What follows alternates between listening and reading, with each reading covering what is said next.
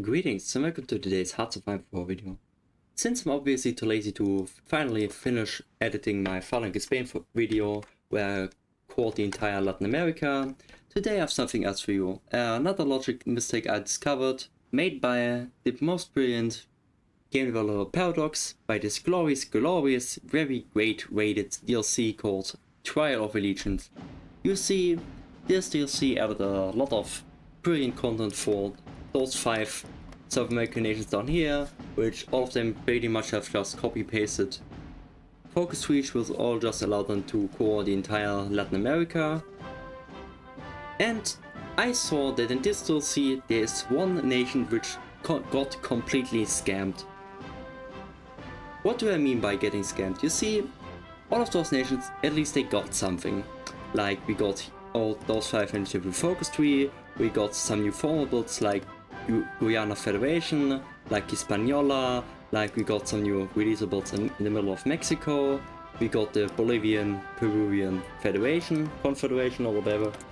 And normally when a nation gets new content, it gets a focus tree, as you can see here, like for Argentina. And the problem about this is, even though it gets a focus tree, it gets a lot of negative national spirits and many negative modifiers. So you might ask, okay, do I mean with the nation which got scammed, do I actually mean Bolivia, because Bolivia got this annoying negative modifier which lets them surrender pretty quickly? No! Even though yes, this is a good point, Bolivia is pretty shit right now. However, there's one nation which got scammed even more. And for this we have to look at something else which got new added to the game. So instead of a new formable nation or new focuses, we have to look at something else. New added states. As you can see, like Uruguay was only 1 state, now it's 3, Paraguay was only 1 state, now it's 2, and we have the same here with Peru and Ecuador. You see, before this DLC there was no state of Pastaza because this state wasn't there, it was already part of Peru. However, since there was a war in 1941 where Peru conquered this territory of Ecuador, now for Peru they added this new mechanic down here in the decisions. And if we declare war in the state, we have 2 possible outcomes for this war. Option one obviously, like if Ecuador is able to conquer our state Loreto, then Peru can ask for a white peace event, like this. And if now Ecuador accepts this white peace event, we lose our core in Pastaza and we also lose our core in Loreto, and Ecuador gets a core state in Loreto. The other possible outcome would be if I as Peru go to war with Ecuador and then conquer this glorious state of Pastaza, then I can send a white peace event, which probably is for in the case I win. And if then Ecuador accepts this white peace event finally, in this case Loreto is irrelevant because Loreto is unimportant for this event, but what happens, as you can see, is I will get a white peace with Ecuador and Ecuador will lose this core on Pastaza now. So now we have the borders like this, how it was historically, as Peru in real life won the war 1941 against Ecuador.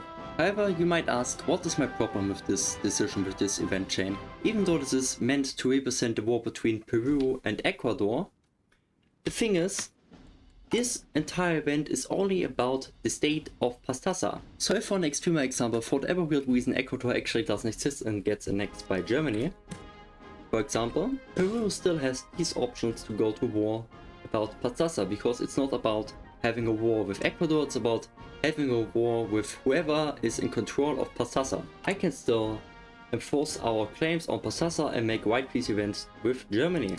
And now here comes what in my view is a huge logic mistake.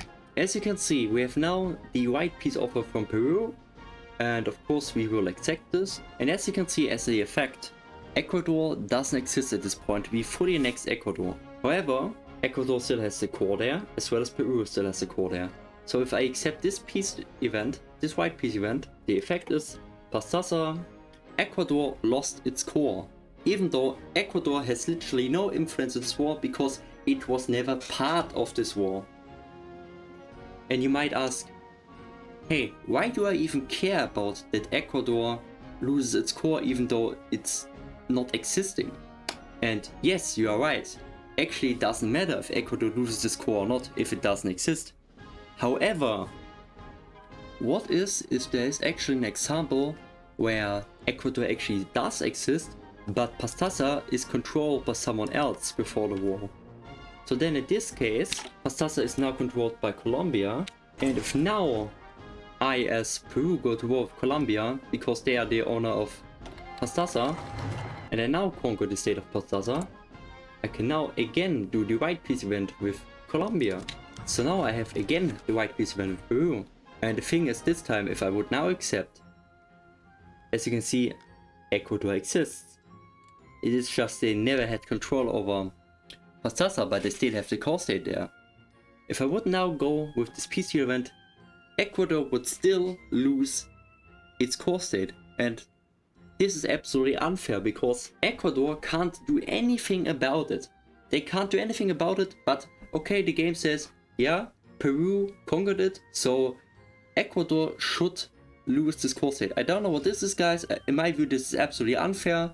Either it's poor programming from Paradox side, or maybe it's actually that Paradox hates Ecuador, I don't know. Tell me in the comments. This shouldn't be like this, and actually, if Ecuador doesn't control the state previously, Ecuador shouldn't lose the score.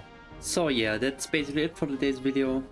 But by the way, since this entire video here is about the appalling discrimination against Ecuadorians, as a tiny little fun fact about Ecuador, if for whatever weird reason some other nation would conquer all the core states of Ecuador in mainland South America, or no, not even the core states in mainland South America, just the states Pastaza and Ecuador, as you can see, then Ecuador would be exiled to the Galapagos Islands. After a few days, its country name would be changed, renamed to Galapagos regime. And this is actually a fun thing which I could show you in another save game, in another example.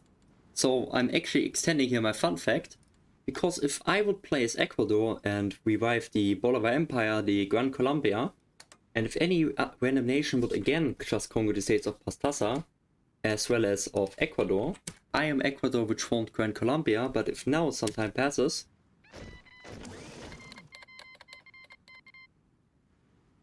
Ecuador would still change its cosmetic tag to Galapagos regime, because it no longer has the control of Ecuador and Pastaza. So if you want to, for whatever weird reason, don't want to play as Gran Colombia with ugly yellow map color and look like Belgium, now with this, knowing that, you could actually play as Ecuador from Gran Colombia and then have very based orange map color like, I don't know, like Netherlands.